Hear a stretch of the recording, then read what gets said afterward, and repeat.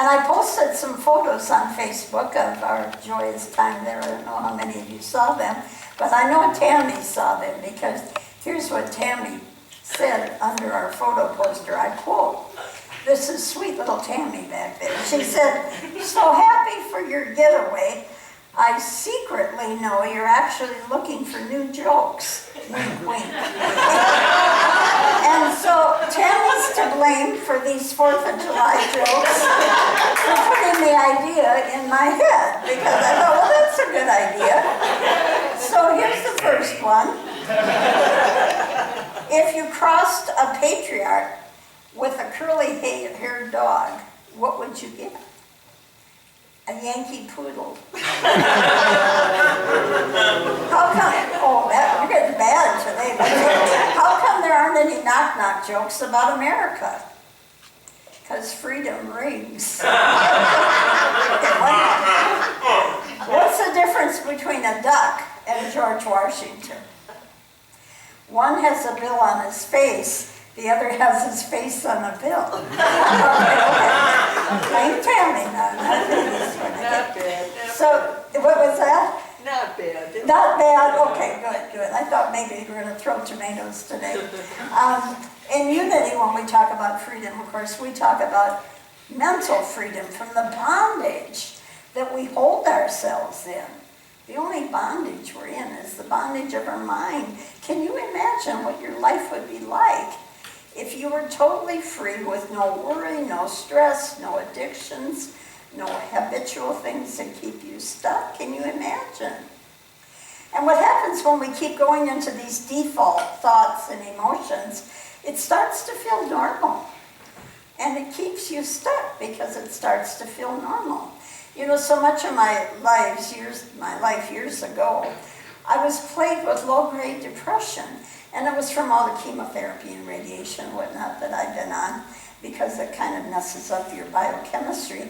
But then along with doing all the things to build up my body, I found unity. And I found the principles that free and empower us in this world we live in. You know, the Course in Miracles always teaches you have to know who you are, what you are, and where you are. If you know who you are, what you are, and where you are, you're going to be okay. So let's look at that. Who am I? Well, my name is Ann Marie, but that's not who I am. I'm a farm girl from Minnesota, but that's not who I am. I'm a divine being, divine expression, and so are you. By nature, you're divine. What am I? Well, I'm a wife, I'm a mother, I'm a sister, but that's not who I am. I'm a minister, but that's my career. That's not who I am. Again, I'm divine by nature. I'm not all of God, but all of God is in me to access the power of that presence, like the songs we've sung so beautifully this morning. And finally, where am I? And I love this one. I am in the mind of God forever. We are each an infinite idea in the mind of God.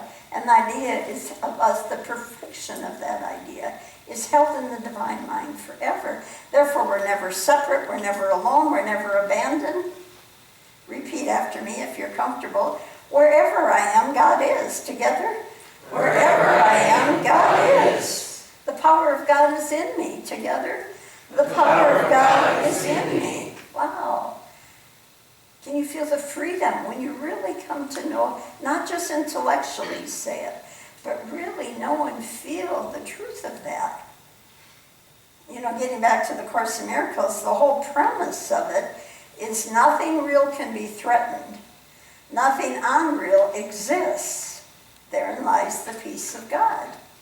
And some people, you know, Course in Miracles isn't a unity book, but unity people read it and love it. And so what they mean by real, because some people go around saying, oh, it's not real, and it pisses people off to be in. Well, the reason, what real means is real is something that's divinely created. It's lasting and eternal. And unreal is something we humans create all by ourselves. It's not in harmony with divine will. We've just decided we'll create it. It's not lasting. It's like an illusionary dream, and it has no real power over us. That's why they say, nothing that is not real can threaten us. So, this is getting far too serious. How about a few more jokes? What do you call an American revolutionary who draws cartoons?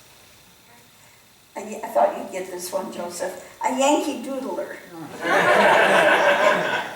What's red, white, and blue and green? A seasick Uncle Sam. Oh, that one didn't get anything. Okay. What is George Washington's favorite football team? Any sportsmen out there? The New England Patriots. Very good. A few of you got that one. Okay, finally, this is the last one. Now, why should you research fireworks before purchasing them?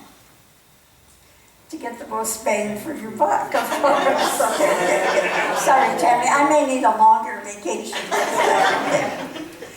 So in Unity, when we look at the Bible, we study it metaphysically, and all that means is we look for the underlying deeper meaning out of each story. Each story is really our story. Every person, place, or thing is an aspect of our consciousness. So Moses was the leader of the Israelites who led them out of bondage to freedom. And metaphysically then, if we interpret it and read it rightly, it becomes our story of how we can free ourselves and get to the promised land, which is simply the awakened consciousness of the truth that frees us. And that they wandered in the wilderness for 40 years, and I say this every year, you know what I'm going to say? It took 40 years. Why? Because men don't ask for directions. And someday I wish somebody would tell me, why don't men ask for directions? I don't know why, but that would be a fun discussion sometime. Anyway, neither here nor there. Metaphysically, all those symbols are happening in me. Egypt is simply the state of mind that holds me in bondage, because the Pharaoh of Egypt was holding them in bondage. And the Pharaoh is simply my ego. Believe me, my ego can hold me stuck. Does your ego hold you stuck sometimes? And the Israelites are those illumined thoughts. And Moses draws those thoughts, because when he was a baby, he was drawn out of the water. So metaphysically, he draws those illumined thoughts in our mind out of the sea of consciousness to that promised land of enlightenment where we know the truth and we're free. And what did Moses beg the Pharaoh? What did he say? Let my what? Let my people go. Let my people go. And he begged and begged. And we have to beg our ego. Let that thought go. Let that thought go. Would you repeat that with me? Let that thought go. It's holding me stuck. I don't want to go there. Repeat with me. I let go of thoughts that keep me in bondage. Together. I let go of thoughts that keep me in bondage. I free myself to allow the good to flow. Together. I free myself to allow the good to flow. And then the Pharaoh tried to stop the Israelites after all the begging. It still didn't work. He tried to stop them from fleeing. And so according to the story, the God of Moses sent 7 plagues until the Pharaoh would finally say, okay, I will let you go.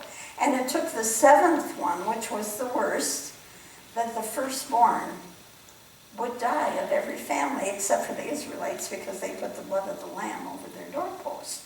So the 7 plagues, metaphysically in us, are the various plagues, are broad general references to painful manifestations caused by negative thinking and emotions. And the plagues are symbolic of useless and unnecessary suffering caused by ignorance. In Unity, we say hell is useless and unnecessary suffering. We don't have to go there. But in our minds, sometimes we get stuck in that suffering. So what plagues you? What's keeping you in that useless and unnecessary suffering? Well, finally, when the Pharaoh's son died, of course, he finally said, okay, you can go. I want you out of here.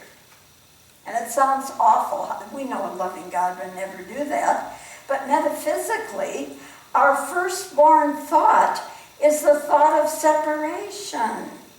And that thought has to die. Once that thought of separation, the first thought that got me stuck in this bondage of the ego, once that dies, that thought, then I can rise up. Oh, there is no separation. I'm one with God, one with the power of the divine. All of God is in me.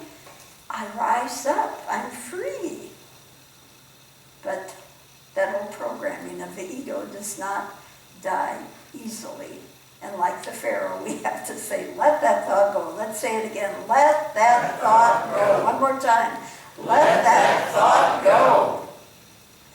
And then the Pharaoh changes his mind after he's let them go and starts chasing after them all the way to the Red Sea. And Moses has to part the Red Sea. You've seen it in the movies. It's a wonderful scene. But of course, the only way you can really accept that is the metaphysical. In the sea of consciousness in my mind, I have to separate the truth from the baloney. The baloney of the ego. I got to separate. This is true, this isn't. Let that thought go. Keep the thought of truth. We part the sea of consciousness. On the farm when growing up, we used to say you got to separate what? The wheat from the chaff, right? The truth from the baloney. So, Moses and the Pharaoh are two opposing forces at work in our consciousness all the time. Moses is that higher self, knowing its union with God. And the Pharaoh is the ego's fear of separation and, oh my God, judging and fearing each other and seeing all the separation. It's either the lens of truth or the lens of false perception that we have to separate in our minds.